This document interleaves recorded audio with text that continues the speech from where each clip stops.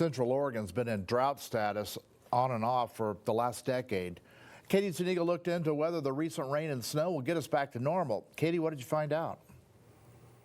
Lee, at the end of the 2020 irrigation season, we were at an all-time low at Wickiup Reservoir. In fact, all of Central Oregon irrigation reservoirs were below average. I met up with Deschutes Basin Watermaster Jeremy Giffen to see what this means for us. Half of the Central Oregon is in extreme drought. The other half is in a severe drought.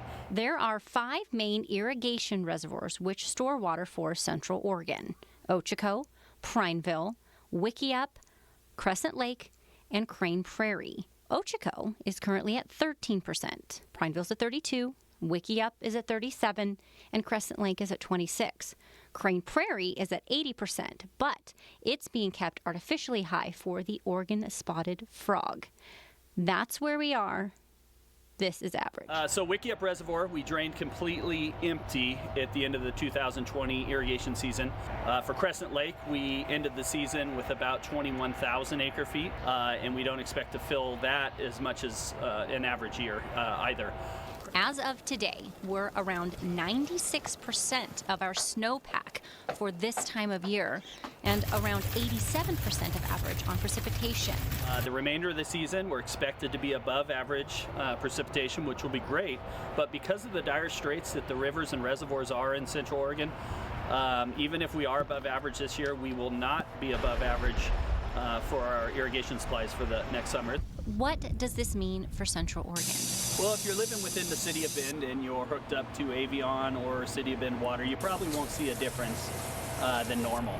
If you're an irrigator within one of the irrigation districts, they are running on low supplies and they may be in curtailments this summer. Giffen told me we have not had a start to the irrigation season with so little water. Giffen said water rights in Central Oregon have been in place for more than 100 years. Irrigation districts, cities, and individuals have stored water that belongs to them. And that water right is issued by the Oregon Water Resources Department and allows you to take a certain amount throughout the irrigation season of water out of the river or out of the aquifer.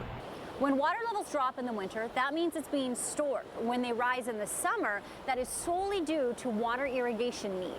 Bottom line, even with good outlook for the rest of this winter, it's going to take several years of above average precipitation to get out of drought status.